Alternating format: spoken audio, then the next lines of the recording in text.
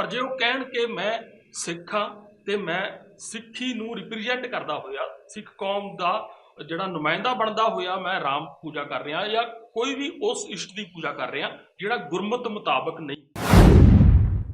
उन्हें कहा कि नानक और कबीर का राम जिहड़ा है वो निर्गुण है। निर्गुण का भाव यह है कि जिहड़ा शरीरक फॉर्म दे विच नहीं है। असीं उस राम दे पुजारी हाँ, उस राम दे असीं सिफत सलाह करने हाँ जिहदे गुण मूल मंत्र दे भी दिते गए हैं जो एक है और ਉਹਦਾ कोई रूप रंग देख नहीं। ਜੇ ਆਪਾਂ ਭਾਈ ਜੀਵਨ ਸਿੰਘ ਚੰਦ ਸਿੰਘ ਦੀ ਗੱਲ ਕਰੀਏ ਤਾਂ ਉਹ ਵੀ ਫਿਰ ਤਾਂ 295 ਏ ਆਈਪੀਸੀ ਦੀ ਕਾਰਵਾਈ ਦਾ ਵਿਸ਼ਾ ਬਣਦਾ ਹੈ। ਧਾਰਮਿਕ ਭਾਵਨਾਵਾਂ ਨਾਲ ਖੇਡਣ ਦੀ ਕੋਸ਼ਿਸ਼ ਕੀਤੀ ਹੈ। ਉਹਨੂੰ ਕਿਤਾਬ ਕਹਿ ਲਓ, ਗ੍ਰੰਥ ਕਹਿ ਲਓ, ਉਹਨੂੰ ਸਿੱਖ ਕੌਮ ਦੇ ਵਿੱਚ ਵਾੜਨ ਦੀ ਕੋਸ਼ਿਸ਼ ਹੋ ਰਹੀ ਹੈ। ਆਰਐਸਐਸ ਦਾ ਜਿਹੜੀ ਐਡਵਾਈਜ਼ਰੀ ਕਮੇਟੀ ਹੈ ਉਹਦਾ ਮੈਂਬਰ ਹੈ।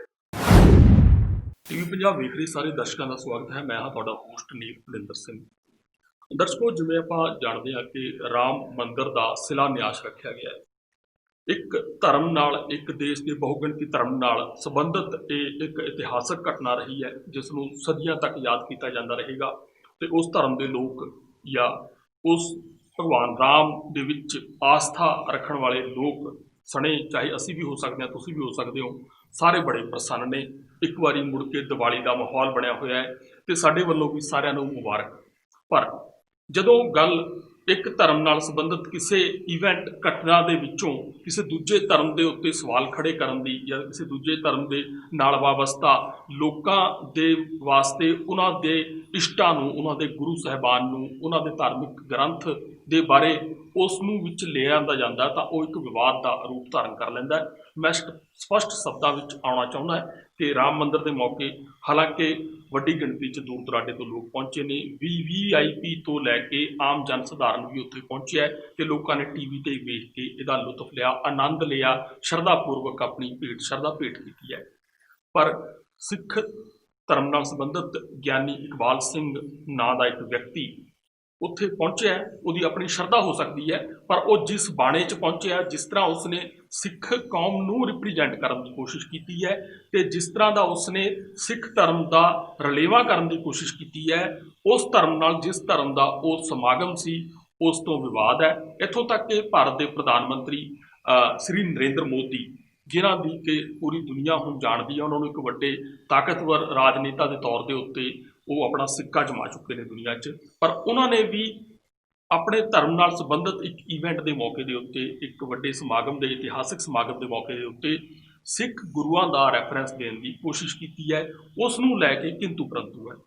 ਇਸ ਮੁੱਦੇ ਦੇ ਉੱਤੇ ਅਸੀਂ ਸਥਿਤੀ ਇਹ ਸਪਸ਼ਟ ਕਰਨ ਦੀ ਕੋਸ਼ਿਸ਼ ਕਰਾਂਗੇ। ਪਹਿਲੀ ਗੱਲ ਤਾਂ ਜਿਸ ਤਰ੍ਹਾਂ ਆਪਾਂ ਵਰ੍ਹਿਆਂ ਤੋਂ, ਸਾਲਾਂ ਤੋਂ ਕਹਿੰਦੇ ਆ ਰਹੇ ਹਾਂ ਕਿ ਹਮ ਹਿੰਦੂ ਨਹੀਂ ਹੈ, ਉਸ ਗੱਲ ਨੂੰ ਤਾਂ ਅਸੀਂ ਸਾਰੇ ਹੀ ਅੱਗੇ ਤੋਰ ਰਹੇ ਹਾਂ ਕਿ ਇਹ ਗੱਲ ਬਿਲਕੁਲ ਸਿੱਖ ਇੱਕ ਵੱਖਰੀ ਕੌਮ ਹੈ ਤੇ ਸਿੱਖਾਂ ਦਾ ਆਪਣਾ ਜਿਹੜਾ ਤਾਣਾ ਬਾਣਾ ਹੈ ਤੇ ਦੂਜੇ ਧਰਮਾਂ ਦਾ ਆਪਣਾ ਹੈ। ਹਰ ਧਰਮ ਆਪਣੀ ਥਾਂ ਤੇ ਸਹੀ ਹੈ, ਹਰ ਧਰਮ ਦਾ ਆਪਣੀ ਥਾਂ ਤੇ ਸਤਿਕਾਰ ਬਣਿਆ ਰਹਿਣਾ ਚਾਹੀਦਾ ਹੈ। ਪਰ ਜੋ ਅਸੀਂ ਹੁਣ ਇਸ ਪ੍ਰੋਗਰਾਮ ਦੇ ਵਿੱਚ ਵਿਸ਼ਾ ਮਜ਼ਮੂਨ ਵਿਚਾਰਾਂਗੇ ਉਹ ਇਹ ਹੈ ਕਿ ਸਿੱਖਾਂ ਨੂੰ ਹਿੰਦੂ ਧਰਮ ਦੇ ਨਾਲ ਜਾਂ ਹਿੰਦੂ ਧਰਮ ਨੂੰ ਸਿੱਖ ਧਰਮ ਦੇ ਨਾਲ ਵਾਰ-ਵਾਰ ਰਲਗੱਡ ਕੀਤਾ ਜਾਂਦਾ ਹੈ ਤੇ ਇਸ 'ਚ ਇੱਕ ਵੱਡੀ ਅਫਸੋਸ ਨਾਲ ਕਹਿ ਸਕਦੇ ਹਾਂ ਕਿ ਜਾਂ ਇੱਕ ਵੱਡੇ ਤਰਕ ਵਾਲੀ ਗੱਲ ਇਹ ਹੈ ਕਿ ਸਿੱਖ ਧਰਮ ਨਾਲ ਸੰਬੰਧਿਤ ਕੁਝ ਗ੍ਰੰਥਾਂ, ਪੁਸਤਕਾਂ ਜਾਂ ਵਿਅਕਤੀਆਂ ਦਾ ਹਵਾਲਾ ਦੇ ਕੇ ਹੀ ਸਿੱਖਾਂ ਨੂੰ ਵੀ ਚੁੱਪ ਕਰਾਉਣ ਦੀ ਕੋਸ਼ਿਸ਼ ਕੀਤੀ ਜਾਂਦੀ ਹੈ। ਜਿਸ ਤੋਂ ਸਭ ਤੋਂ ਵੱਡੀ ਗੱਲ ਇਹ ਕਹੀ ਗਈ ਹੈ ਗਿਆਨੀ ਇਕਬਾਲ ਸਿੰਘ ਨੇ ਦੇ ਹਵਾਲੇ ਨਾਲ ਜੋ ਗੱਲ ਸਾਹਮਣੇ ਆ ਰਹੀ ਹੈ ਉੱਥੇ ਜਾ ਕੇ ਯੋਧਿਆ ਦੀ ਧਰਤੀ 'ਤੇ ਕਿ ਗੁਰੂ ਸਾਹਿਬਾਨ ਖਾਸ ਕਰ ਦਸਮ ਪਾਤਸ਼ਾਹ ਗੁਰੂ ਗੋਬਿੰਦ ਸਿੰਘ ਲਵ ਕੁਸ਼ ਦੇ ਅੰਸ਼ 'ਚੋਂ ਸੀ, ਵੰਸ਼ 'ਚੋਂ ਸੀ। ਤੇ ਦੂਜਾ ਇਹ ਗੱਲ ਪ੍ਰਧਾਨ ਮੰਤਰੀ ਸਾਹਿਬ ਦੇ ਹਵਾਲੇ ਨਾਲ ਆ ਰਹੀ ਹੈ ਕਿ ਗੁਰੂ ਗੋਬਿੰਦ ਸਿੰਘ ਨੇ ਵੀ ਰਮਾਇਣ ਰਚੀ ਹੈ। ਦੇਸ਼ ਦਾ ਇੱਕ ਵੱਡਾ ਮੀਡੀਆ ਜਿਹੜਾ ਇਹ ਪ੍ਰਚਾਰ ਕਰ ਰਿਹਾ ਕੱਲ੍ਹ ਤੋਂ ਹੀ ਕਿ ਅਯੋਧਿਆ ਵਿੱਚ ਔਰੰਗਜ਼ੇਬ ਦੇ ਸਮਕਾਲੀ ਗੁਰੂ ਗੋਬਿੰਦ ਸਿੰਘ ਨੇ ਅਯੋਧਿਆ ਵਿੱਚ ਰਾਮ ਮੰਦਿਰ ਨੂੰ, ਰਾਮ ਜਨਮ ਭੂਮੀ ਨੂੰ ਬਚਾਉਣ ਵਾਸਤੇ ਔਰੰਗਜ਼ੇਬ ਦੀ ਫੌਜ ਦੇ ਵਿਰੁੱਧ ਨਿਹੰਗਾਂ ਦੀ ਇੱਕ ਫੌਜੀ ਟੁਕੜੀ ਉਤਾਰੀ ਸੀ। ਹੁਣ ਇਹ ਗੱਲਾਂ ਕਿੰਨੀਆਂ ਕੁ ਸਹੀ ਨੇ, ਕਿਉਂਕਿ ਇਹਨਾਂ ਗੱਲਾਂ ਦੇ ਅਰਥ ਜਿਸ ਤਰ੍ਹਾਂ ਮੈਂ ਕਿਹਾ ਕਿ ਬੜੇ ਘਾਤਕ ਹੋ ਸਕਦੇ ਨੇ, ਬੜੇ ਵਖਰੇਵੇਂ ਪੈਦਾ ਕਰਨ ਵਾਲੇ ਹੋ ਸਕਦੇ ਨੇ। ਇਸ ਵਾਸਤੇ ਅੱਜ ਅਸੀਂ ਸਟੂਡੀਓ 'ਚ ਉਚੇਚੇ ਤੌਰ 'ਤੇ ਸੱਦਾ ਦਿੱਤਾ ਹੈ ਨਾਮਵਰ ਸਿੱਖ ਵਿਦਵਾਨ, ਜਿਨ੍ਹਾਂ ਨੇ ਵੱਡੀ ਗਿਣਤੀ 'ਚ ਅੱਧੀ ਦਰਜਨ ਤੋਂ ਵੱਧ ਕਿਤਾਬਾਂ ਵੀ ਲਿਖੀਆਂ ਨੇ ਸਿੱਖ ਫਲਸਫੇ ਬਾਰੇ, ਗੁਰਮਤ ਬਾਰੇ, ਜਾਂ ਸਿੱਖ ਤੇ ਸਿੱਖਾਂ ਦੇ ਨਾਲ ਸੰਬੰਧਿਤ ਐਸੇ ਵਿਵਾਦ, ਖਾਸ ਕਰ ਡੇਰਾਵਾਦ, ਇਹਨਾਂ ਨੂੰ ਸਪਸ਼ਟ ਕਰਦੀਆਂ ਕਿਤਾਬਾਂ ਲਿਖੀਆਂ ਨੇ। ਨਾਲ ਹੀ ਉਹ ਸ਼੍ਰੋਮਣੀ ਖਾਲਸਾ ਪੰਚਾਇਤ ਦੇ ਕਨਵੀਨਰ ਨੇ। ਇਸ ਤਰ੍ਹਾਂ ਰਜਿੰਦਰ ਸਿੰਘ ਖਾਲਸਾ ਜੀ, ਤੁਹਾਡਾ ਸਵਾਗਤ ਹੈ। ਵਾਹਿਗੁਰੂ ਜੀ ਕਾ ਖਾਲਸਾ, ਵਾਹਿਗੁਰੂ ਜੀ ਕੀ ਫਤਿਹ ਜੀ। ਪਹਿਲੀ ਟਿੱਪਣੀ, ਜੋ ਕੱਲ ਘਟਨਾਕ੍ਰਮ ਵਾਪਰਿਆ ਉਸ ਤੋਂ ਸਿੱਖ ਜਗਤ ਸਾਰਾ ਸਖਤੇ 'ਚ ਹੈ। ਤੁਸੀਂ ਕਿਸ ਤਰ੍ਹਾਂ ਦਾ ਪ੍ਰਭਾਵ ਲੈਂਦੇ ਹੋ ਨਿੱਜੀ ਤੌਰ ਤੇ ਕੀ ਕਹਿਣਾ ਚਾਹੁੰਦੇ ਹੋ? ਦੇਖੋ, ਕੱਲ ਦੀ ਇਸ ਬਾਰੇ ਦੋ ਗੱਲਾਂ ਨੇ, ਦੋ ਪੱਖ ਨੇ। ਪਹਿਲਾ ਪੱਖ ਤੇ ਹੈ ਕਿ ਹਿੰਦੂ ਕੌਮ ਦਾ ਇੱਕ ਬੜਾ ਵੱਡਾ ਮੌਕਾ ਸੀ, ਅਸੀਂ ਉਹ ਵਧਾਈ ਦਿੰਦੇ ਹਾਂ। ਬਿਲਕੁਲ। ਇਹ ਦੇਸ਼ ਜਿਹੜਾ ਹੈ ਸਦਾ ਤੋਂ ਇੱਕ ਸਾਂਝੀਵਾਲਤਾ ਦਾ ਸੰਕੇਤਕ ਰਿਹਾ। ਇੱਥੇ ਅਲੱਗ-ਅਲੱਗ ਕੌਮਾਂ ਸ਼ੁਰੂ ਤੋਂ ਰਹਿੰਦੀਆਂ ਆਈਆਂ ਨੇ ਔਰ ਬੜੇ ਪਿਆਰ ਦੇ ਨਾਲ ਆਪਸ 'ਚ ਮਿਲ ਕੇ ਰਹਿੰਦੀਆਂ ਨੇ, ਇੱਕ ਦੂਜੇ ਦੀਆਂ ਭਾਵਨਾਵਾਂ ਦਾ ਸਤਿਕਾਰ ਕਰਦੀਆਂ ਨੇ। ਦੂਸਰੇ ਦੀ ਭਾਵਨਾ ਦਾ ਸਤਿਕਾਰ ਕਰਨ ਦਾ ਇਹ ਮਤਲਬ ਕਦੇ ਨਹੀਂ ਹੁੰਦਾ ਕਿ ਤੁਸੀਂ ਉਹਦੇ ਸਿਧਾਂਤ ਅਪਣਾ ਲਏ ਨੇ। ਸਿਧਾਂਤ ਆਪਣੇ ਆਪਣੇ ਹੁੰਦੇ ਨੇ ਹਰ ਕੌਮ ਦੇ। ਬਿਲਕੁਲ। ਇਸ ਤਰ੍ਹਾਂ ਸਿੱਖ ਕੌਮ ਦੇ ਆਪਣੇ ਸਿਧਾਂਤ ਨੇ। ਕੱਲ ਜਿਸ ਵੇਲੇ ਮੋਦੀ ਜੀ ਨੇ ਆਪਣਾ ਲੈਕਚਰ ਕੀਤਾ, ਉਹਦੇ ਵਿੱਚ ਉਹਨਾਂ ਦੋ ਗੱਲਾਂ ਕਹੀਆਂ।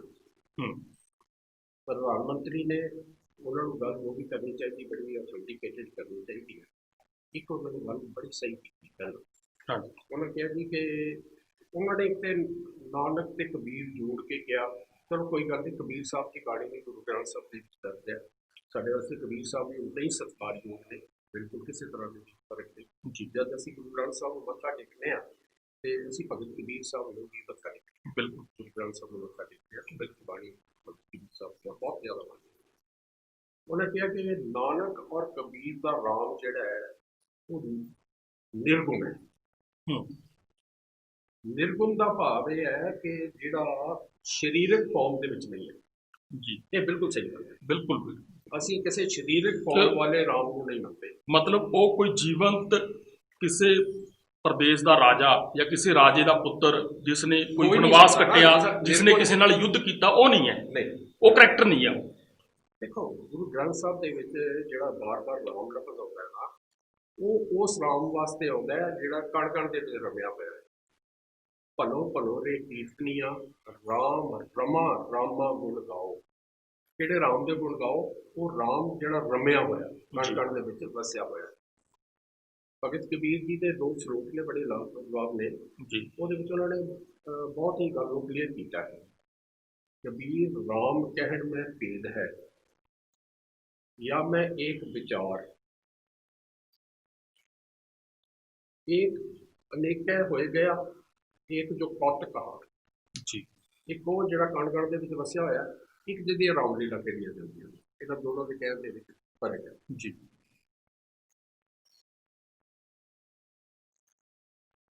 ਇੱਕ ਹੋਰ ਉਹਨਾਂ ਦਾ ਸ਼ਲੋਕ ਹੈ, ਕਬੀਰ ਰਾਮੈ ਰਾਮ ਕੋ ਜੀ, ਰਮੇ ਹੋਏ ਰਾਮ ਦਾ ਗੁਣ ਗਾਓ। कहते माए विवेक, लेकिन ये बड़ी बुद्धि नाल समझण वाली गल है। एक अनेका हो गया, एक समाना एक जी। एक वो है जिहड़ा अनेकां दे विच समा गया, सारियां दे विच, साडे सारियां समाया होया। एक वो है जिहड़ा एक शरीर दे विच आया। सो ये फर्क है। असीं उस राम दे पुजारी हां, उस राम दे असीं सिफत सलाह करने हां जिहदे हुण मूल मंत्र दे विच दित्ते गए ने, जो एक है और ਉਹਦਾ ਕੋਈ ਰੂਪ ਰੰਗ ਰੇਖ ਨਹੀਂ ਜੀ ਜੀ। ਇਸ ਕਰਕੇ ਜਿਹੜੀ ਪਹਿਲੀ ਗੱਲ ਉਹਨਾਂ ਨੇ ਕਹੀ ਉਹ ਬਿਲਕੁਲ ਠੀਕ ਹੈ ਜੀ। ਜੋ ਨਿਰਗੁਣ ਸਰੂਪ ਦੇ ਵਿੱਚ ਜੀ, ਉਹ ਇਹ ਠੀਕ ਹੈ ਕਿ ਉਹਨਾਂ ਨੇ ਉਸ ਇਵੈਂਟ ਨਾਲ ਜੋੜਨ ਦੀ ਕੋਸ਼ਿਸ਼ ਕੀਤੀ ਜੀ, ਲੇਕਿਨ ਗੱਲ ਠੀਕ ਹੈ ਜੀ। ਲੇਕਿਨ ਦੂਸਰੀ ਗੱਲ ਜਿਹੜੀ ਉਹਨਾਂ ਨੇ ਕਹੀ ਕਿ ਜੀ ਗੁਰੂ ਗੋਬਿੰਦ ਸਿੰਘ ਮਹਾਰਾਜ ਨੇ ਜਿਹੜਾ ਰਮਾਇਣ ਰਚੀ, ਗੋਬਿੰਦ ਰਮਾਇਣ ਰਚੀ ਜੀ। ਗੁਰੂ ਗੋਬਿੰਦ ਸਿੰਘ ਮਹਾਰਾਜ ਨੇ ਆਪਣੇ ਜੀਵਨ ਕਾਲ ਦੇ ਵਿੱਚ ਕੋਈ ਗੋਬਿੰਦ ਰਮਾਇਣ ਨਾਂ ਦੀ ਰਚਨਾ ਨਹੀਂ, ਕਿਤਾਬ ਨਹੀਂ ਰਚੀ ਜੀ, ਗ੍ਰੰਥ ਨਹੀਂ ਰਚਿਆ। ਹਾਂ, ਇੱਕ ਉਹਨੂੰ ਕਿਤਾਬ ਕਹਿ ਲਓ, ਗ੍ਰੰਥ ਕਹਿ ਲਓ, ਉਹਨੂੰ ਸਿੱਖ ਕੌਮ ਦੇ ਵਿੱਚ ਵਾੜਨ ਦੀ ਕੋਸ਼ਿਸ਼ ਹੋ ਰਹੀ ਹੈ। ਉਸ ਕਿਤਾਬ ਦਾ ਨਾਮ ਹੈ ਬਚਿੱਤਰ ਨਾਟਕ, ਜਿਹਨੂੰ ਦਸਮ ਗ੍ਰੰਥ ਦੇ ਨਾਂ ਦੇ ਉੱਤੇ ਪ੍ਰਚਲਿਤ ਕੀਤਾ ਜਾ ਰਿਹਾ ਹੈ। ਦਸਮ ਗ੍ਰੰਥ ਦੇ ਨਾਂ ਤੇ ਪ੍ਰਚਲਿਤ ਕਰਕੇ ਪਹਿਲਾਂ ਉਹਨੂੰ ਪਿਛਲੇ ਤਕਰੀਬਨ ਤੁਸੀਂ ਸਮਝ ਲਓ ਕਿ 1.5 ਸਦੀ ਤੋਂ ਇਹ ਕੋਸ਼ਿਸ਼ ਦੇ ਵਿੱਚ ਨੇ ਵੀ ਉਹਨੂੰ ਸਿੱਖ ਕੌਮ ਦੇ ਵਾੜਿਆ ਜਾਏ ਜੀ। ਹੁਣ ਜਿਸ ਤਰ੍ਹਾਂ ਵੀ ਕੁਝ ਇੱਥੇ ਐਸਟੈਬਲਿਸ਼ ਹੋ ਗਿਆ, ਮੈਂ ਕੀ ਲਫ਼ਜ਼ ਵਰਤਾਂ, ਮੈਂ ਕੋਈ ਮਾੜਾ ਅਪਸ਼ਬਦ ਵਰਤਣਾ ਨਹੀਂ ਚਾਹੁੰਦਾ ਜੀ। ਜਥੇਦਾਰ ਇਕਬਾਲ ਸਿੰਘ ਕੱਲ ਗਏ ਜਿਹੜੇ ਹੋਰਾਂ ਬਾਰੇ ਜੋ ਉਹਨਾਂ ਨੇ ਬਚਨ ਕਹੇ ਨੇ, ਲੇਕਿਨ ਉਹਨਾਂ ਕੋਲ ਇਹੋ ਜਿਹੇ ਬੜੇ ਜ਼ਿਆਦਾ ਕਰੀਬ ਗੁਲਾਮ ਹੈ। ਆਪ ਜੀ ਸ਼ਾਇਦ ਜਾਣਦੇ ਹੋਵੋਗੇ, ਤੁਸੀਂ ਦੇ ਪੱਤਰਕਾਰ ਹੋ ਜੀ। ਇਹ ਆਰਐਸਐਸ ਦਾ ਜਿਹੜੀ ਐਡਵਾਈਜ਼ਰੀ ਕਮੇਟੀ ਹੈ ਉਹਦਾ ਮੈਂਬਰ ਹੈ ਗਿਆਨੀ ਇਕਬਾਲ ਸਿੰਘ ਜੀ। ਇਹਦੀਆਂ ਫੋਟੋ ਉਹਦੇ ਵਿੱਚ, ਉਹਨਾਂ ਦੀ ਲਿਸਟ ਦੇ ਵਿੱਚ, ਉਹਨਾਂ ਦੀ ਵੈਬਸਾਈਟ ਖੋਲ ਕੇ ਦੇਖ ਲਓ। ਫਿਰ ਤਾਂ ਸਪਸ਼ਟ ਹੀ ਹੈ ਕਿ ਆਰਐਸਐਸ ਰਾਸ਼ਟਰੀ ਸਵੈਮ ਸੇਵਕ ਸੰਘ ਦਾ ਜਿਹੜਾ ਜਾਂ ਰਾਸ਼ਟਰੀ ਸਿੱਖ ਸੰਗਤ ਦਾ ਘੜਿਆ ਹੋਇਆ ਜਨ ਸੰਘ ਦਾ ਘੜਿਆ ਹੋਇਆ ਸਿੱਖ ਉੱਥੇ ਗਿਆ, ਸਿੱਖ ਤਾਂ ਗਿਆ ਨਹੀਂ ਉੱਥੇ ਕੋਈ, ਬਿਲਕੁਲ ਨਿਰੋਲ ਸਿੱਖ ਗੁਰੂ ਦਾ ਸਿੱਖ ਤਾਂ ਗਿਆ ਨਹੀਂ ਨਾ। ਇਹ ਗੱਲ ਬਿਲਕੁਲ ਸਪਸ਼ਟ ਹੋਣੀ ਚਾਹੀਦੀ ਹੈ, ਉਹ ਸਿੱਖ ਕੌਮ ਦੇ ਨੁਮਾਇੰਦੇ ਤੌਰ ਤੇ ਨਹੀਂ ਗਿਆ। ਹਾਂ, ਸਾਨੂੰ ਤਕਲੀਫ ਇਸ ਗੱਲ ਦੀ ਹੈ, ਉਸ ਬਾਣੇ ਤੋਂ ਤਕਲੀਫ ਹੈ। ਉਹਨੂੰ ਕੋਈ ਹੱਕ ਹੀ ਨਹੀਂ ਸਿੱਖ ਕੌਮ ਦੇ ਬਾਰੇ ਇੱਕ ਨੁਮਾਇੰਦਾ ਬਣ ਕੇ ਗੱਲ ਕਰਨ ਦਾ ਜੀ। ਜੇ ਸਿੱਖ ਕੌਮ ਦੇ ਨੁਮਾਇੰਦੇ ਦੇ ਤੌਰ ਤੇ ਜਾਣਾ ਹੁੰਦਾ ਤੇ ਅਕਾਲ ਤਖਤ ਦੇ ਮੁੱਖ ਸੇਵਾਦਾਰ ਜਾਂਦੇ, ਉਹਨਾਂ ਨੂੰ ਵੀ ਸੱਦਾ ਗਿਆ ਸੀ ਜੀ। ਉਹਨਾਂ ਨੇ ਮਨਾ ਕੀਤਾ ਕਿ ਮੈਂ ਇਹ ਮਨਾ ਕਰਤਾ ਕਿ ਮੈਂ ਨਹੀਂ ਜਾਣਾ ਜੀ। ਅਸੀਂ ਇਸ ਗੱਲ ਤੇ ਸਾਨੂੰ ਕੋਈ ਇਤਰਾਜ਼ ਨਹੀਂ ਕਿ ਇਕਬਾਲ ਸਿੰਘ ਉੱਥੇ ਗਿਆ ਜੀ, ਦੂਸਰੀਆਂ ਕੌਮਾਂ ਦੇ ਲੋਕ ਵੀ ਗਏ ਨੇ ਜੀ, ਲੇਕਿਨ ਸਿਧਾਂਤ ਆਪਣੇ ਆਪ ਨੇ। ਸਾਨੂੰ ਇਤਰਾਜ਼ ਜਿਹੜਾ ਹੈ ਇਕਬਾਲ ਸਿੰਘ ਨੇ ਜਿਸ ਰੂਪ ਦੇ ਵਿੱਚ ਉਹਨੂੰ ਪੇਸ਼ ਕੀਤਾ ਜੀ। ਹੁਣ ਉਹ ਕਿਤਾਬ ਜਿਹੜੀ ਹੈ ਉਹਦਾ ਪਹਿਲੇ ਦਿਨ ਤੋਂ ਸਿੱਖ ਕੌਮ ਦੇ ਵਿੱਚ ਉਹਨੂੰ ਘੁਸੇੜਨ ਦੀ ਕੋਸ਼ਿਸ਼ ਕੀਤੀ ਗਈ, ਇਸ ਕਰਕੇ ਵਿਵਾਦ ਹੈ ਜੀ। ਕੁਝ ਬੰਦੇ ਨੇ ਜਿਹੜੇ ਅਣਭੋਲ ਗੁਰੂ ਗੋਬਿੰਦ ਸਿੰਘ ਮਹਾਰਾਜ ਦੇ ਨਾਂ ਦੇ ਉੱਤੇ ਭਾਵਕ ਹੋ ਜਾਂਦੇ ਨੇ ਤੇ ਉਸ ਕਿਤਾਬ ਨੂੰ ਮਾਨਤਾ ਦਿੰਦੇ ਨੇ ਜੀ। ਜਾਂ ਉਹਨਾਂ ਨੂੰ ਪਤਾ ਹੀ ਕੁਛ ਨਹੀਂ, ਉਹ ਕਹਿੰਦੇ ਨੇ ਜੀ ਹੋ ਸਕਦਾ ਹੈ ਗੁਰੂ ਗੋਬਿੰਦ ਸਿੰਘ ਮਹਾਰਾਜ ਦੀ ਲਿਖੀ ਹੋਵੇ, ਹੋ ਸਕਦਾ ਨਾਂ ਲਿਖੀ ਹੋਵੇ ਜੀ। ਉਹਦੇ ਵਿੱਚ ਕੁਝ ਰਚਨਾਵਾਂ ਨੇ ਜਿਹਦੇ ਵਿੱਚੋਂ ਇੱਕ ਹੈ 24 ਅਵਤਾਰ ਜੀ। 24 ਅਵਤਾਰ ਦੇ ਵਿੱਚ ਰਾਮ ਅਵਤਾਰ ਦੀ ਗੱਲ ਵੀ ਹੋਈ ਹੈ ਜੀ। ਉਹ ਰਾਮ ਅਵਤਾਰ ਦੇ ਬਾਰੇ ਪੂਰੀ ਜਿਹੜੀ ਹੈ ਜੀ ਲਿਖੀ ਹੋਈ ਹੈ। ਬਚਿੱਤਰ ਨਾਟਕ ਜਾਂ ਦਸਮ ਗ੍ਰੰਥ ਦੇ ਤੌਰ ਤੇ ਜਿਹਨੂੰ ਪ੍ਰਚਾਰਿਆ ਜਾਂਦਾ, ਉਸ 'ਚ 24 ਅਵਤਾਰ ਰਾਜ ਦਾ ਇੱਕ ਵੇਰਵਾ ਹੁੰਦਾ ਹੈ।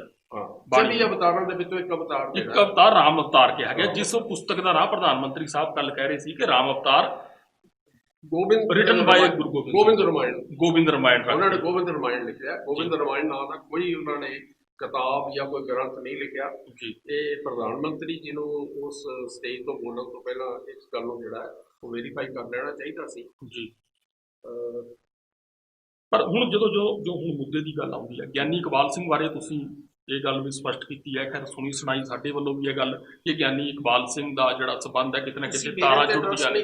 ਤੁਸੀਂ ਆਰਐਸਐਸ ਦੀ ਵੈਬਸਾਈਟ ਖੋਲ ਲਓ ਜੀ। ਜੀ। ਪਰ ਦੇਖੋ ਮੈਂ ਸਿੱਖ ਹੋਣ ਨਾਤੇ, ਤੁਸੀਂ ਸਿੱਖ ਹੋਣ ਨਾਤੇ, ਹੋ ਸਕਦਾ ਹੈ ਕਿ ਜਦੋਂ ਇੱਕ ਦੀਵਾਲੀ ਮਨਾਈ ਜਾਂਦੀ ਹੈ ਉਸ ਦਿਨ ਅਸੀਂ ਵੀ ਉਸੇ ਤਰ੍ਹਾਂ ਦੀਵੇ ਜਗਾਉਂਦੇ ਹੋਈਏ, ਉਸੇ ਤਰ੍ਹਾਂ ਅਸੀਂ ਵੀ, ਸਾਡੇ 'ਚੋਂ ਕਈ ਸੱਜਣ ਗੁਰਦੁਆਰੇ ਮੰਦਿਰ ਵੀ ਜਾਂਦੇ ਹੋਣਗੇ, ਪਰ ਜੇ ਉਹ ਕਹਿਣ ਕਿ ਮੈਂ ਸਿੱਖ ਹਾਂ ਤੇ ਮੈਂ ਸਿੱਖੀ ਨੂੰ ਰਿਪਰੈਜ਼ੈਂਟ ਕਰਦਾ ਹੋਇਆ, ਸਿੱਖ ਕੌਮ ਦਾ ਜਿਹੜਾ ਨੁਮਾਇੰਦਾ ਬਣਦਾ ਹੋਇਆ ਮੈਂ ਰਾਮ ਪੂਜਾ ਕਰ ਰਿਹਾ ਜਾਂ ਕੋਈ ਵੀ ਉਸ ਇਸ਼ਟ ਦੀ ਪੂਜਾ ਕਰ ਰਿਹਾ ਜਿਹੜਾ ਗੁਰਮਤ ਮੁਤਾਬਕ ਨਹੀਂ, ਤਾਂ ਉਹ ਮੇਰੇ ਕੋਲ ਇਤਰਾਜ਼ ਇਸ ਗੱਲ ਦਾ ਹੈ। ਤੁਸੀਂ ਦੋ ਗੱਲਾਂ ਨੂੰ ਨਾ ਅੱਡ ਕਰਕੇ ਦੇਖੋ ਜੀ। ਸਪੋਜ਼ ਕਰ ਲਓ ਕਿ ਅਸੀਂ ਦੋ ਪੜੋਸੀ ਹਾਂ, ਹਾਂਜੀ, ਨਾਲ ਨਾਲ ਤੇ ਘਰ 'ਚ ਰਹਿੰਦੇ ਹਾਂ ਜੀ। ਤੁਹਾਡੇ ਘਰ ਕੋਈ ਖੁਸ਼ੀ ਦਾ ਮੌਕਾ ਹੈ, ਤੁਸੀਂ ਮੈਨੂੰ ਵੀ ਸੱਦਿਆ ਕਿ ਤੁਸੀਂ ਵੀ ਆਓ। ਸਾਡੇ ਧਰਮ ਵੱਖ-ਵੱਖ ਨੇ, ਫਰਜ਼ ਕਰੋ। ਸਾਡੇ ਧਰਮ ਵੱਖ-ਵੱਖ ਨੇ, ਸਾਡੇ ਇਸ ਵੇਲੇ ਆਪਾਂ ਧਰਮ ਦੀ ਗੱਲ ਨਹੀਂ ਕਰ ਰਿਹਾ, ਮੇਰੇ ਪਰਿਵਾਰ ਅੱਡ ਜੀ। ਜੀ। ਮੈਂ ਤੁਹਾਡੀ ਖੁਸ਼ੀ 'ਚ ਸ਼ਾਮਲ ਹੋਣ ਲਈ ਗਿਆ, ਉਹ ਮੇਰੀ ਫੈਮਿਲੀ ਦਾ ਫੰਕਸ਼ਨ ਨਹੀਂ ਹੈ। ਹਾਂਜੀ, ਮੇਰੀ ਗੱਲ ਸਮਝੋ ਨਾ, ਉਹ ਫੰਕਸ਼ਨ ਮੇਰੀ ਫੈਮਿਲੀ ਦਾ ਨਹੀਂ ਹੈ, ਮੈਂ ਤੁਹਾਡੀ ਖੁਸ਼ੀ ਸ਼ਾਮਲ ਹੋਣ ਲਈ ਗਿਆ। ਅਸੀਂ ਇਕੱਠੇ ਰਹਿੰਦੇ ਹਾਂ, ਉਸ ਨਾਤੇ ਜਾਣਾ ਮੇਰਾ ਫਰਜ਼ ਬਣਦਾ ਹੈ ਸਮਾਜਿਕ ਤੌਰ ਤੇ। ਸਮਾਜਿਕ ਤੌਰ ਤੇ ਇੱਕ ਦੂਜੇ ਨਾਲ ਮਿਲਣਾ ਹੈ। ਇਹ ਹਿੰਦੂ ਵੀਰਾਂ ਦਾ ਫੰਕਸ਼ਨ ਸੀ, ਉਹਦੇ ਵਿੱਚ ਕਿਸੇ ਦਾ ਸ਼ਾਮਲ ਹੋਣਾ ਜਿਹੜਾ ਹੈ ਉਹਨਾਂ ਦੀ ਖੁਸ਼ੀ ਦੇ ਵਿੱਚ, ਉਹਦੇ 'ਚ ਕੋਈ ਇਤਰਾਜ਼ ਵਾਲੀ ਗੱਲ ਨਹੀਂ, ਉਹਦੇ ਕੋਈ ਬੁਰਾਈ ਨਹੀਂ, ਲੇਕਿਨ ਉਹਨੂੰ ਆਪਣਾ ਪੇਜ ਬਣਾ ਕੇ ਪੇਸ਼ ਕਰਨਾ ਜੀ, ਜਿਹੜਾ ਕੰਮ ਇਕਬਾਲ ਸਿੰਘ ਨੇ ਕੀਤਾ ਜੀ, ਉਹਨੇ ਤਾਂ ਸਿੱਖ ਕੌਮ ਨੂੰ ਹਿੰਦੂ ਕੌਮ ਦੇ ਵਿੱਚ ਜਜ਼ਬ ਕਰਨ ਦੀ ਕੋਸ਼ਿਸ਼ ਕੀਤੀ ਹੈ ਜੀ। ਜਿਸ ਨੇ ਉਹਨੇ ਕਹਿਤਾ ਜੀ ਕਿ ਸਾਡੇ ਵੱਡੇ ਵਡੇਰੇ ਨੇ ਜੀ, ਗੁਰੂ ਗੋਬਿੰਦ ਸਿੰਘ ਮਹਾਰਾਜ ਜਿਹੜੇ ਨੇ ਉਹ ਲਵ ਦੀ ਸੰਤਾਨ ਚੋਂ ਨਿਕਲੇ ਤੇ ਗੁਰੂ ਨਾਨਕ ਪਾਤਸ਼ਾਹ ਕੁਸ਼ ਦੀ ਸੰਤਾਨ ਚੋਂ ਨਿਕਲੇ। ਹੁਣ ਅਸਲ ਦੇ ਵਿੱਚ ਇਹਦਾ ਪਹਿਲਾਂ ਆਧਾਰ ਬਣਾਇਆ ਜਾ ਚੁੱਕਾ ਹੈ ਜੀ। ਪਿਛਲੇ 150 ਸਾਲ ਤੋਂ 200 ਸਾਲ ਤੋਂ ਦਸਮ ਗ੍ਰੰਥ ਨਾਮ ਦਾ ਕਿਤਾਬ ਜਿਹੜੀ ਹੈ ਉਹ ਹਰ ਦਿਨ ਸਿੱਖ ਕੌਮ ਦੇ ਵਿੱਚ ਵਾੜ ਕੇ ਔਰ ਤੁਸੀਂ ਬੜੀ ਇੰਟਰਸਟਿੰਗ ਗੱਲ ਤਾਂ ਦੱਸਾਂ ਜੀ। ਪਹਿਲਾਂ ਇਸ ਕਿਤਾਬ ਦੇ ਕੋਈ ਨਾਂ ਹੀ ਨਹੀਂ ਸੀ ਲਿਖਿਆ ਹੋਇਆ। ਓਕੇ, ਜਿਹੜੇ ਇਹਦੇ ਹੱਥ ਲਿਖਤ ਕਰੜੇ ਪੁਰਾਣੇ ਮਿਲਦੇ ਨੇ ਨਾ ਜੀ, ਮੈਂ ਤੁਹਾਨੂੰ ਇੰਟਰਨੈਟ ਤੇ ਦਿਖਾ ਸਕਦਾ, ਮੇਰੇ ਕੋਲ ਸੇਵਡ ਨੇ ਜੀ, ਉਹਦਾ ਕੋਈ ਨਾਂ ਨਹੀਂ ਸੀ।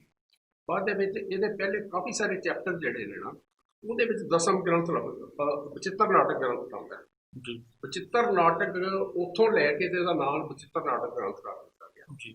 ਉਹਦੇ ਬਾਅਦ ਅਸਲ ਦੇ ਵਿੱਚ ਉਹਨਾਂ ਵੇਖਿਆ ਕਿ ਵਿਚਿੱਤਰ ਨਾਟਕ ਦੇ ਨਾਂ ਦੇ ਉੱਤੇ ਜਿਹੜਾ ਸਿੱਖ ਕੌਮ 'ਚ ਭੁਲੇਖਾ ਪਾਉਣਾ ਚਾਹੁੰਦੇ ਸੀ ਉਹ ਨਹੀਂ ਪੈ ਸਕਿਆ। ਇਹਨੂੰ ਦਸਮ ਗ੍ਰੰਥ ਕਹਿਣਾ ਸ਼ੁਰੂ ਕਰਤਾ। ਇਹ ਦਸਮ ਗ੍ਰੰਥ ਤੋਂ ਸ਼੍ਰੀ ਦਸਮ ਗ੍ਰੰਥ ਸਾਹਿਬ ਬਣ ਗਿਆ, ਫਿਰ ਸ਼੍ਰੀ ਗੁਰੂ ਦਸਮ ਗ੍ਰੰਥ ਸਾਹਿਬ ਬਣ ਗਿਆ।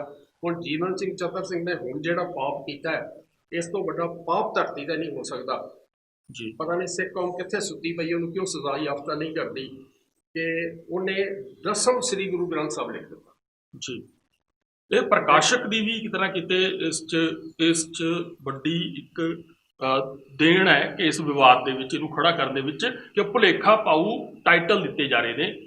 ਬਟ ਜੇ ਆਪਾਂ ਭਾਈ ਜੀਵਨ ਸਿੰਘ ਚਤਰ ਸਿੰਘ ਦੀ ਗੱਲ ਕਰੀਏ ਤਾਂ ਉਹ ਵੀ ਫਿਰ ਤਾਂ 295 IPC ਦੀ ਕਾਰਵਾਈ ਦਾ ਵਿਸ਼ਾ ਬਣਦਾ ਹੈ। ਧਾਰਮਿਕ ਭਾਵਨਾਵਾਂ ਨਾਲ ਖੇਡਣ ਦੀ ਕੋਸ਼ਿਸ਼ ਕੀਤੀ ਹੈ ਨਾ, ਜਿਸ ਤੋਂ ਏਡਾ ਵੱਡਾ ਕਿ ਪ੍ਰਧਾਨ ਮੰਤਰੀ ਤੱਕ ਜਿਹੜਾ ਹੈਗਾ ਨੇ ਉਸ ਰੈਫਰੈਂਸ ਨੂੰ ਵਰਤ ਕੇ ਇੱਕ ਪੂਰੀ ਕੌਮ ਨੂੰ ਪ੍ਰਧਾਨ ਮੰਤਰੀ ਦਾ ਬੋਲਣਾ ਬਹੁਤ ਵੱਡੀ ਗੱਲ ਹੁੰਦੀ ਹੈ।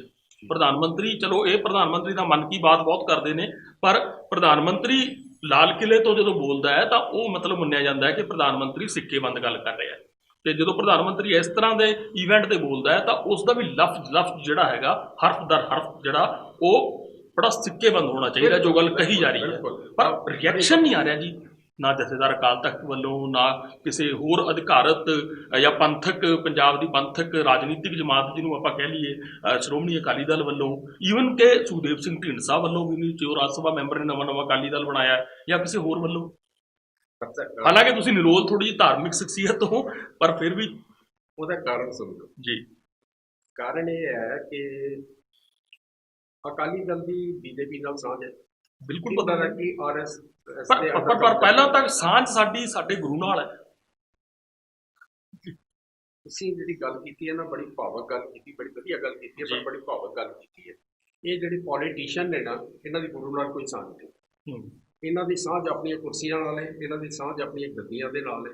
ਖਾਸ ਤੌਰ ਤੇ ਜਿਹੜਾ ਪ੍ਰਕਾਸ਼ ਸਿੰਘ ਬਾਦਲ ਤੇ ਇਹਦਾ ਪੁਰਬਾ ਆ ਕੇ ਬੈਠਾ ਹੈ ਜੀ, ਇਹਨਾਂ ਨੇ ਤੇ ਸਿਰਫ ਧਰਮ ਦੀ ਵਰਤੋਂ ਕੀਤੀ ਹੈ ਆਪਣੇ ਨਿੱਜੀ ਹਿੱਤ ਵਾਸਤੇ ਜੀ। ਅਦਰਵਾਈਜ਼ ਜੋ ਬਰਬਾਦੀ ਇਹਨਾਂ ਨੇ ਸਿੱਖ ਕੌਮ ਦੀ ਕੀਤੀ ਹੈ, ਇੱਕ ਬੜਾ ਤਰੀਕਾ ਲੋਕਾਂ ਨੂੰ ਮੂਰਖ ਬਣਾਉਂਦਾ ਜੀ। ਬਿਲਡਿੰਗਾਂ ਬਣਾ ਦਿਓ ਵੱਡੀਆਂ ਵੱਡੀਆਂ, ਅੱਜ ਯਾਦਗਾਰਾਂ ਬਣਾਉਂਦੀਆਂ ਜੀ। ਉਹਨਾਂ ਯਾਦਗਾਰਾਂ ਤੋਂ ਸਿੱਖੀ ਨਹੀਂ ਨਿਕਲਦੀ, ਸਿੱਖੀ ਗੁਰੂ ਗ੍ਰੰਥ ਸਾਹਿਬ ਦੇ ਸਿਧਾਂਤ ਚੋਂ ਨਿਕਲਦੀ ਜੀ। ਸੰਗਮਰਮਰ ਚੋਂ ਸਿੱਖੀ ਨਹੀਂ ਨਿਕਲਿਆ ਜੀ। ਸੰਗਮਰਮਰ ਹੋਣ ਜਾਂ ਇੱਟਾਂ ਹੋਣ, ਇੱਟਾਂ ਪੱਥਰਾਂ ਦੇ ਵਿੱਚੋਂ ਕਦੀ ਸਿੱਖੀ ਨਹੀਂ ਨਿਕਲਦੀ। ਸਿੱਖੀ ਜਿਹੜੀ ਹੈ ਇਸ ਜਜ਼ਬੇ ਤੋਂ ਨਿਕਲਦੀ, ਉਹ ਜਜ਼ਬਾ ਗੁਰੂ ਗ੍ਰੰਥ ਸਾਹਿਬ ਤੋਂ ਮਿਲਦਾ ਹੈ, ਗੁਰੂ ਗ੍ਰੰਥ ਸਾਹਿਬ ਦੀ ਬਾਣੀ ਤੋਂ ਮਿਲਦਾ ਹੈ। ਸ਼੍ਰੋਮਣੀ ਗੁਰਦੁਆਰਾ ਪ੍ਰਬੰਧਕ ਕਮੇਟੀ ਦੀ ਜਿਹੜੀ ਵੈਬਸਾਈਟ ਹੈ, ਉਹਦੇ ਉੱਤੇ ਸਿੱਖ ਰਹਿਤ ਮਰਿਆਦਾ ਪਈ ਹੈ, ਤੇ ਇਸ ਤਰ੍ਹਾਂ ਹੀ ਵੱਖ-ਵੱਖ ਥਾਵਾਂ ਦੇ ਉੱਤੇ ਵੇਰਵੇ ਮਿਲ ਜਾਂਦੇ ਨੇ ਤੁਹਾਨੂੰ। ਜੋ ਪ੍ਰਧਾਨ ਮੰਤਰੀ ਨੂੰ ਤਾਂ ਆਪਾਂ ਕਹਿ ਕੀ ਸਕਦੇ ਹਾਂ ਕਿ ਉਹ ਤਾਂ ਇਸ ਜੁਰਿਸਡਿਕਸ਼ਨ 'ਚ ਹੀ ਨਹੀਂ ਆਉਂਦੇ ਸਿੱਖੀ ਦੀ, ਕਿ ਸਿੱਖੀ ਦੇ ਮਾਮਲੇ 'ਚ ਸਿੱਖ ਇੰਸਟੀਟਿਊਸ਼ਨ ਉਹਦੇ ਖਿਲਾਫ ਕੋਈ ਕਾਰਵਾਈ ਕਰੇ। ਪ੍ਰਧਾਨ ਮੰਤਰੀ ਨੂੰ ਤਾਂ ਆਉਣ ਵਾਲੇ ਸਮੇਂ ਦੇ ਵਿੱਚ ਅਸਲੀਅਤ ਤੋਂ ਉਹ ਲੋਕ ਹੀ ਜਾਣੂ ਕਰਵਾ ਸਕਦੇ ਨੇ ਜਿਹੜੇ ਉੱਥੇ ਨੇੜੇ ਨੇ। ਪਰ ਗਿਆਨੀ ਇਕਬਾਲ ਸਿੰਘ ਨੇ ਜੋ ਇਹ ਕੀਤੀ ਹੈ, ਕਾਰਵਾਈ ਕੀਤੀ ਹੈ, ਗਲਤੀ ਕਹਿ ਸਕਦੇ ਹਾਂ ਆਪਾਂ ਇਸ ਨੂੰ, ਕਿ ਉਹ ਕੀ ਵਿਸ਼ਾ ਬਣਦਿਆ ਕਿ ਕਾਰਵਾਈ ਦਾ ਸ਼੍ਰੀ ਅਕਾਲ ਤਖਤ ਸਾਹਿਬ ਤੋਂ। ਤੁਸੀਂ ਹੁਣੇ ਜਿਹੜੀ ਗੱਲ ਕੀਤੀ ਹੈ ਨਾ ਜੀ, ਉਹਦੇ ਨਾਲ ਹੀ ਲਿੰਕ ਹੈ, ਡਾਇਰੈਕਟਲੀ ਲਿੰਕ ਹੈ ਜੀ। ਅਜੇ ਤੱਕ ਕਿਉਂ ਨਹੀਂ ਬੋਲਿਆ ਕੋਈ ਅਕਾਲੀ ਲੀਡਰ ਜੀ? ਅਜੇ ਤੱਕ ਕਿਉਂ ਨਹੀਂ ਬੋਲਿਆ ਮੁੱਖ ਸੇਵਾਦਾਰ ਅਕਾਲ ਤਖਤ ਸਾਹਿਬ ਦਾ ਜੀ? ਉਹਨਾਂ ਜਿਵੇਂ ਢੀਂਡਸਾ ਸਾਹਿਬ ਦੀ ਵੀ ਤੁਸੀਂ ਗੱਲ ਕੀਤੀ, ਉਹਨਾਂ ਦੇ ਨਾਂ ਬੋਲਣ ਦਾ ਕਾਰਨ ਇਹ ਹੈ ਕਿ ਉਹਨਾਂ 'ਚ ਇੰਨੀ ਜੁਰਤ ਨਹੀਂ ਜੀ। RSS ਦੇ ਇਸ ਤਰ੍ਹਾਂ ਅਧੀਨ ਹੋ ਚੁੱਕੇ ਨੇ, BJP ਦੇ ਇੰਨੇ ਨੇੜੇ ਹੋ ਚੁੱਕੇ ਨੇ ਕਿ ਉਹ ਦਸਮ ਗ੍ਰੰਥ ਨੂੰ ਰੱਦ ਕਰਨ ਜੀ। ਤੇ ਜਿਹੜੀ ਇਕਬਾਲ ਸਿੰਘ ਨੇ ਗੱਲ ਕਹੀ ਹੈ ਜੀ, ਉਹਨੇ ਦਸਮ ਗ੍ਰੰਥ ਦੇ ਰੈਫਰੈਂਸ ਨਾਲ ਕਹੀ ਹੈ। ਖੈਰ ਆਪਾਂ ਚਲੋ ਜ਼ਿਆਦਾ ਹੁਣ ਜਿੰਨੀ ਮਰਜ਼ੀ ਇਸ ਤੇ ਬਹਿਸ ਕਰ ਲਈਏ, ਅਸਲ ਦੇ ਵਿੱਚ ਦੇਖੋ, ਜੇ ਸੱਚਾਈ ਤੇ ਆਉਣਾ ਹੈ ਹਾਂਜੀ, ਜੇ ਸਿੱਖ ਕੌਮ ਨੂੰ ਹਿੰਦੂ ਕੌਮ ਦਾ ਅੰਗ ਜਿਵੇਂ ਬਣਾਉਣ ਦੀ ਕੋਸ਼ਿਸ਼ ਕੀਤੀ ਜਾ ਰਹੀ ਹੈ, ਸਾਬਤ ਕਰਨ ਦੀ ਕੋਸ਼ਿਸ਼ ਕੀਤੀ ਜਾ ਰਹੀ ਹੈ ਜੀ, ਉਹ ਚੋਂ ਬਾਹਰ ਨਿਕਲਣਾ ਹੈ, ਤੇ ਫਿਰ ਇਸ ਦਸਮ ਗ੍ਰੰਥ ਨਾਂ ਦੇ ਇੱਕ ਗ੍ਰੰਥ ਨੂੰ ਇਹਨੂੰ ਰੱਦ ਕਰਨਾ ਪਏਗਾ ਪੂਰੇ ਰੂਪ ਦੇ ਵਿੱਚ, ਤਾਂ ਹੀ ਬਚਾਇਆ ਜਾ ਸਕੇਗਾ। ਨਹੀਂ ਤਾਂ ਉਹਦਾ ਰੈਫਰੈਂਸ ਦੇਖ, ਅੱਜ ਇਹਨਾਂ ਦੀ ਮਜਬੂਰੀ ਬਣ ਗਈ ਕਿ ਇਕਬਾਲ ਸਿੰਘ ਨੂੰ ਬੁਲਾ ਨਹੀਂ ਸਕਦੇ ਜੀ। ਜੇ ਇਕਬਾਲ ਸਿੰਘ ਨੂੰ ਬੁਲਾਉਣ ਤੋਂ ਕਹੇਗਾ ਅਕਾਲ ਤਖਤ ਸਾਹਿਬ ਤੇ ਬੁਲਾ ਨਹੀਂ ਸਕਦਾ ਜੀ, ਜੇ ਬੁਲਾਉਣ ਤੋਂ ਕਹੇਗਾ ਜੀ ਮੈਂ ਤਾਂ ਆਹ ਵੇਖੋ ਜੋ ਲਿਖਿਆ ਹੋਇਆ ਦਸਮ ਗ੍ਰੰਥ ਸਾਹਿਬ ਦੇ ਵਿੱਚ, ਉੱਥੋਂ ਹੀ ਤੇ ਉਹ ਦਸਮ ਗ੍ਰੰਥ ਨੂੰ ਤੁਸੀਂ ਬੁਨਿਆਦੀ ਸਵਾਲ ਇਹ ਖੜਾ ਹੁੰਦਾ ਹੈ ਕਿ ਤੁਸੀਂ ਉਸ ਚੀਜ਼ ਨੂੰ ਅਗਰ ਰੱਦ ਕਰਦੇ ਹੋ ਤਾਂ ਤੇ ਤੁਸੀਂ ਉਸ ਨੂੰ ਦੋਸ਼ੀ ਕਹਿ ਸਕਦੇ ਹੋ, ਜੇ ਅਗਰ ਰੱਦ ਨਹੀਂ ਕਰਦੇ ਤਾਂ ਦੋਸ਼ੀ ਨਹੀਂ ਮੰਨ ਸਕਦੇ। ਦੋ ਚੀਜ਼ਾਂ ਜ਼ਰੂਰ ਜੀ ਸਪਸ਼ਟ ਕਰਕੇ ਜਾਣਾ। ਇੱਕ ਤੇ ਜਿਵੇਂ ਇੱਕ ਵੇਰਵਾ ਮਿਲਦਾ ਹੈ ਕਿ ਭਾਈ ਮਨੀ ਸਿੰਘ, ਮਹਾਨ ਸ਼ਹੀਦ ਭਾਈ ਮਨੀ ਸਿੰਘ ਤੇ ਬਾਬਾ ਦੀਪ ਸਿੰਘ ਸ਼ਹੀਦ, ਉਹਨਾਂ ਦਾ ਵੀ ਸੰਬੰਧ ਕਿਤੇ ਨਾ ਕਿਤੇ ਵੇਰਵਾ ਸੁਣਨ ਚ ਮਿਲਦਾ ਹੈ ਕਿ ਦਸਮ ਗ੍ਰੰਥ ਨਾਲ ਕੋਈ ਹੈ। ਇਸ 'ਚ ਕਿੰਨੀ ਕੁ ਸੱਚਾਈ ਹੈ ਕਿ ਉਹਨਾਂ ਨੇ ਜਿਲਦ ਕੀਤੀ ਹੈ, ਟੀਕਾ ਕੀਤਾ ਹੈ? ਦੇਖੋ, ਇਹਨੂੰ ਪ੍ਰਮਾਣਿਕ ਬਣਾਉਣ ਦੇ ਵਾਸਤੇ ਇਹ ਜੀ। ਸਾਰੀਆਂ ਕਹਾਣੀਆਂ ਰਚੀਆਂ ਗਈਆਂ ਨੇ। ਇਹ ਕਹਾਣੀਆਂ ਨਿਰੋਲ ਬਿਲਕੁਲ ਨਰੋਟ ਕਹਾਣੀ। ਜੀ। ਉਸ ਵੇਲੇ ਦੀ ਐਗਜ਼ਿਸਟੈਂਸ ਹੀ ਨਹੀਂ ਸੀ ਕਿਸੇ ਕੋਲ। ਜਦੋਂ ਭਾਈ ਮਨੀ ਸਿੰਘ ਦਾ ਕਾਲ ਸੀ ਤੇ ਭਾਈ ਬਾਬਾ ਦੀਪ ਸਿੰਘ ਦਾ ਜੀ। ਕਾਲ ਸੀ ਜਦੋਂ ਜੀ। ਦੂਜੀ ਗੱਲ, ਹਾਂਜੀ ਜੀ ਪਲੀਜ਼। ਬਾਅਦ ਦੇ ਵਿੱਚ ਹੀ ਜਿਹੜਾ ਸਿੱਖ ਕੌਮ ਦੇ ਵਿੱਚ ਇਹਨੂੰ ਮਾਰਿਆ ਗਿਆ। ਹੁਣ ਉਹਨਾਂ ਨੇ ਸਟੋਰੀ ਬਣਾਈ ਹੋਈ ਹੈ ਕਿ ਜੀ ਉਹਨਾਂ ਨੇ ਸਾਰੇ ਅੱਡ ਅੱਡ ਸਨ ਤੇ ਉਹਨਾਂ ਨੂੰ ਇਕੱਠਾ ਕਰਤਾ, ਇੱਕ ਜਿਲਦ ਵਿੱਚ ਬੰਨ੍ਹ ਦਿੱਤਾ। ਔਰ ਉਹਦੇ ਬਾਅਦ ਜਦੋਂ ਸੁੱਖਾ ਸਿੰਘ ਮਹਿਤਾਬ ਸਿੰਘ ਇਹ ਜਾ ਰਹੇ ਸਨ ਮੱਸਾ ਰੰਗੜ ਦਾ ਸਿਰ ਲਾਉਣ ਦੇ ਵਾਸਤੇ, ਜੀ। ਤੇ ਰਸਤੇ ਦੇ ਵਿੱਚ ਉੱਥੇ ਦਲ ਖਾਲਸਾ ਕੋਲ ਰੁਕੇ ਤੇ ਉੱਥੇ ਆਪਸ ਦੇ ਵਿੱਚ ਵਿਚਾਰ ਚਰਚਾ ਹੋਈ ਤੇ ਉੱਥੇ ਫੈਸਲਾ ਹੋਇਆ, ਦਸਮ ਗ੍ਰੰਥ ਬਾਰੇ ਵੀ ਗੱਲ ਚੱਲੀ ਤੇ ਉੱਥੇ ਫੈਸਲਾ ਹੋਇਆ ਕਿ ਜੇ ਅਸੀਂ ਮੱਸਾ ਰੰਗੜ ਦਾ ਸਿਰ ਲਾਉਣ ਦੇ ਵਿੱਚ ਕਾਮਯਾਬ ਹੋ ਗਏ ਤੇ ਇਹਨੂੰ ਇਕੱਠਾ ਰੱਖਣਾ, ਤੇ ਜੇ ਅਸੀਂ ਕਾਮਯਾਬ ਨਾ ਹੋਏ ਤੇ ਫਿਰ ਇਹਨੂੰ ਅੱਡ ਅੱਡ ਕਰ ਦੇਣਾ, ਜੇ ਅਲੱਗ-ਅਲੱਗ ਮੁੱਠੀਆਂ ਬਣਾ ਦੇਣਾ। ਜੀ। ਜਿਹੜੀਆਂ ਗਿਆਨ ਆਧਾਰਿਤ ਚੀਜ਼ਾਂ ਨੇ, ਜੀ। ਜਿਹੜੀਆਂ ਵਿਚਾਰ ਆਧਾਰਿਤ ਚੀਜ਼ਾਂ ਨੇ, ਜੀ। ਜਜ਼ਬਿਆਂ ਦੇ ਨਾਲ ਨਹੀਂ ਹੁੰਦੀਆਂ, ਭਾਵ ਜਜ਼ਬਿਆਂ ਨਾਲ ਨਹੀਂ ਹੁੰਦੀਆਂ।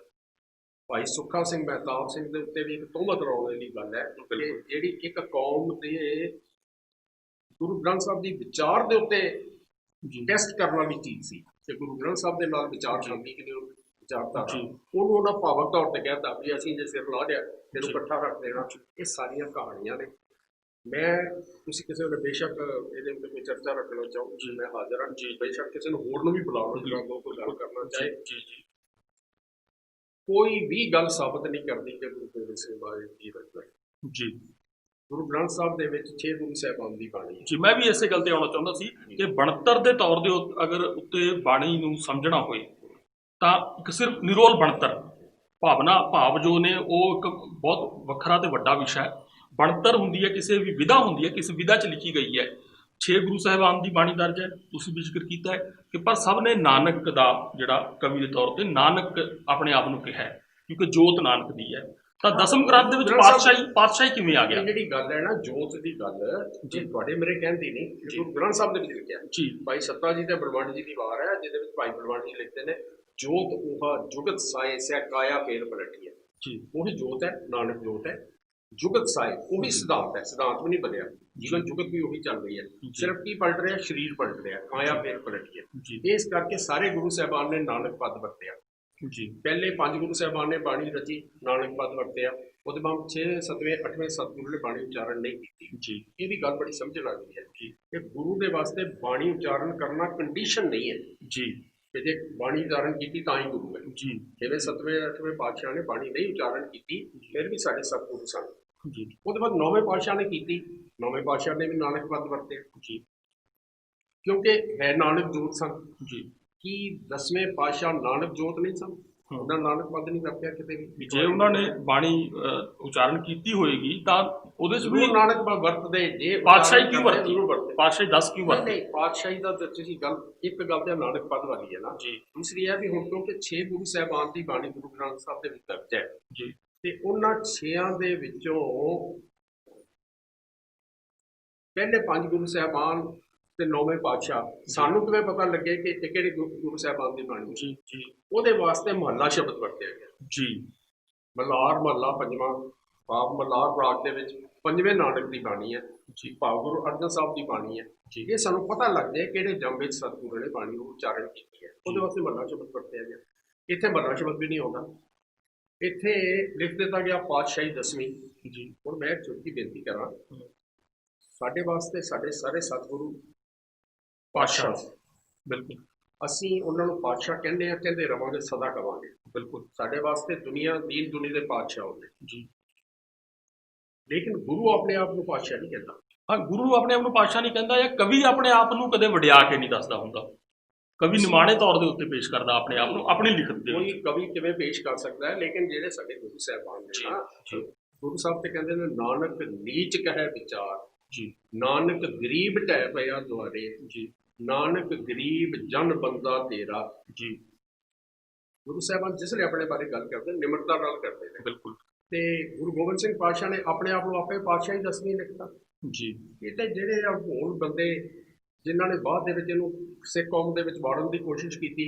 ਉਹਨਾਂ ਵੇਖਿਆ ਸਿੱਖ ਆਪਣੇ ਸਤਿਗੁਰੂ ਪਾਤਸ਼ਾਹ ਕਹਿੰਦੇ ਨੇ, ਉਹਨਾਂ ਪਾਤਸ਼ਾਹੀ 10ਵੀਂ ਲਿਖ ਦਿੱਤਾ ਉੱਤੇ। ਜੀ ਬਹੁਤ ਸ਼ੁਕਰੀਆ ਰਜਿੰਦਰ ਸਿੰਘ ਜੀ, ਬਹੁਤ ਸ਼ੁਕਰੀਆ ਤੁਸੀਂ ਇਸ ਚਰਚਾ 'ਚ ਸ਼ਾਮਲ ਹੋਏ। ਖੈਰ ਦਰਸ਼ਕੋ, ਅੱਜ ਅਸੀਂ ਗੱਲਬਾਤ ਕੀਤੀ ਹੈ ਜੋ ਰਾਮ ਮੰਦਿਰ ਦੇ ਸ਼ਿਲਾਨਿਆਸ ਦੇ ਮੌਕੇ ਦੇ ਉੱਤੇ ਗਿਆਨੀ ਇਕਬਾਲ ਸਿੰਘ ਹੋਰਾਂ ਨੇ ਜਾ ਕੇ ਇਹ ਕਹਿਣ ਦੀ ਕੋਸ਼ਿਸ਼ ਕੀਤੀ ਹੈ ਕਿ ਸਿੱਖ ਗੁਰੂ ਲਵ ਕੁਸ਼ ਦੇ ਵੰਸ਼ੋਂ ਸੀ, ਤੇ ਪ੍ਰਧਾਨ ਮੰਤਰੀ ਨੇ ਵੀ ਕਿਹਾ ਕਿ ਗੁਰੂ ਗੋਬਿੰਦ ਸਿੰਘ ਨੇ ਵੀ ਰਾਮ ਰਮਾਇਣ ਰਚੀ ਹੈ, ਜਾਂ ਵੱਡੇ ਮੀਡੀਆ ਹਾਊਸ ਇਹ ਰੌਲਾ ਪਾ ਰਹੇ ਨੇ ਕਿ ਨਿਹੰਗ ਲੜਦੇ ਰਹੇ ਨੇ ਉੱਥੇ ਜਾ ਕੇ। ਇਹਦਾ ਮੂਲ ਆਪਾਂ ਲੱਭਣ ਦੀ ਕੋਸ਼ਿਸ਼ ਕੀਤੀ ਹੈ। ਵੈਸੇ ਵਿਵਾਦ ਤਾਂ ਬਹੁਤ ਵੱਡਾ ਹੈ, ਕਿਉਂਕਿ ਸੱਚ ਤੇ ਕੱਚ ਸਾਡੇ ਆਪਣੇ ਇੱਥੇ ਹੀ ਰਲਗੱਡ ਹੋਇਆ ਜਿਸ ਦਾ ਸਹਾਰਾ ਇਹੋ ਜਿਹੇ ਲੋਕ ਚੁੱਕਦੇ ਨੇ, ਕਿਉਂਕਿ ਵਿਸ਼ਾ ਬਹੁਤ ਨਾਜ਼ੁਕ ਹੈ, ਵੱਡਾ ਹੈ, ਸੰਵੇਦਨਸ਼ੀਲ ਹੈ। ਇਸ ਕਰਕੇ ਵਿਸ਼ੇ ਤੋਂ ਜ਼ਿਆਦਾ ਬਾਹਰ ਜਾਣ ਦੀ ਕੋਸ਼ਿਸ਼ ਅਸੀਂ ਨਹੀਂ ਕੀਤੀ। ਵਿਸ਼ੇ ਤੱਕ ਹੀ ਰਹੇ ਆ। ਬਣਤਰ ਦੇ ਤੌਰ ਦੇ ਉੱਤੇ ਹੀ ਗੁਰੂ ਗ੍ਰੰਥ ਸਾਹਿਬ ਤੇ ਸੋ ਕਾਲਡ ਦਸਮ ਗ੍ਰੰਥ, ਜਿਹਦੇ ਬਾਰੇ ਕਿ ਜਿਸ ਤੋਂ ਵੀ ਇਹ ਸਾਰੀਆਂ ਗੱਲਾਂ ਚੱਲਦੀਆਂ ਨੇ, ਇਹ ਰੈਫਰੈਂਸ ਆਉਂਦੇ ਨੇ, ਸੋ ਉਹ ਸਾਰੀ ਚੀਜ਼ ਨੂੰ ਅਸੀਂ ਬਰਾਬਰ ਰੱਖ ਕੇ ਤਕਨੀਕੀ ਤੌਰ ਦੇ ਉੱਤੇ ਜਿਸ ਵਿਧਾ 'ਚ ਜੋ ਰਚਨਾ ਮਿਲਦੀਆਂ ਨੇ ਉੱਥੇ ਵੀ ਆਪਾਂ ਪਰਖਣ ਦੀ ਕੋਸ਼ਿਸ਼ ਕੀਤੀ ਹੈ ਕਿ ਗੁਰੂ ਸਾਹਿਬਾਨ ਨੇ ਆਪਣੇ ਆਪ ਨੂੰ ਨਾਨਕ ਜੋਤ ਦੇ ਤੌਰ ਦੇ ਉੱਤੇ, ਨਾਨਕ ਜੋਤ ਦੇ ਤੌਰ ਦੇ ਉੱਤੇ ਹੀ ਪੇਸ਼ ਕੀਤਾ ਹੈ, ਆਪਣੇ ਆਪ ਨੂੰ ਪ੍ਰਗਟਾਇਆ ਉੱਥੇ। ਦਸਮ ਗ੍ਰੰਥ ਦੇ ਵਿੱਚ ਪਾਤਸ਼ਾਹੀ 10 ਲਿਖਿਆ ਹੋਇਆ, ਜਿਸ ਤੋਂ ਇਹ ਸੰਕੇਤ ਮਿਲਦਾ ਹੈ ਕਿ ਜਦੋਂ ਵੀ ਜੇਕਰ ਗੁਰੂ ਦਸਮ ਪਾਤਸ਼ਾਹ ਨੇ ਇਹ ਬਾਣੀ ਖੁਦ ਰਚੀ ਹੈ, ਦਸਮ ਗ੍ਰੰਥ ਜਿਹਨੂੰ ਕਹਿੰਦੇ ਆਪਾਂ ਵਿਚਿੱਤਰ ਨਾਟਕ, ਤਾਂ ਆਪਣੇ ਆਪ ਨੂੰ ਉਹ ਪਾਤਸ਼ਾਹ ਦੇ ਤੌਰ ਤੇ ਕਿਉਂ ਫਿਰ ਉਹ ਨਾਨਕ ਕਿਉਂ ਨਾ ਕਿਹਾ ਉਹਨਾਂ ਨੇ, ਮਹੱਲਾ 10 ਕਿਹਾ ਜਾ ਸਕਦਾ ਸੀ ਅੱਗੇ। ਸੋ ਬਹੁਤ ਸ਼ੁਕਰੀਆ ਇਸ ਚਰਚਾ 'ਚ ਬਣੇ ਰਹਿਣ ਵਾਸਤੇ। ਤੁਹਾਡੇ ਸੁਝਾਅ ਜ਼ਰੂਰ ਚਾਹੀਦੇ ਹੋਣਗੇ, ਖਾਸ ਕਰ ਇਸ ਤਰ੍ਹਾਂ ਦੇ ਵਿਸ਼ੇ ਦੇ ਉੱਤੇ, ਤਾਂ ਉਹਨਾਂ ਦਾ ਸਾਨੂੰ ਉਡੀਕ ਰਹੇਗੀ ਤੇ ਭਾਈ ਰਜਿੰਦਰ ਸਿੰਘ ਉਹਨਾਂ ਨੂੰ ਅਸੀਂ ਅੱਗੇ ਵੀ ਜ਼ਰੂਰ ਸੱਦਾ ਦੇਵਾਂਗੇ। ਬਹੁਤ ਸ਼ੁਕਰੀਆ। ਵਾਹਿਗੁਰੂ ਜੀ ਕਾ ਖਾਲਸਾ। ਸਤਿ ਸ਼੍ਰੀ ਅਕਾਲ ਜੀ, ਮੈਂ ਨਿਰਮਲ ਮਾਨ ਪੂਰਾ ਡਾਕਟਰ ਸੈਲਮਨ ਤੋਂ। ਇਹ ਤੁਸੀਂ ਵੀਡੀਓ ਦੇਖ ਰਹੇ ਸੀ ਟੀਵੀ ਪੰਜਾਬ ਦੇ ਉੱਤੇ।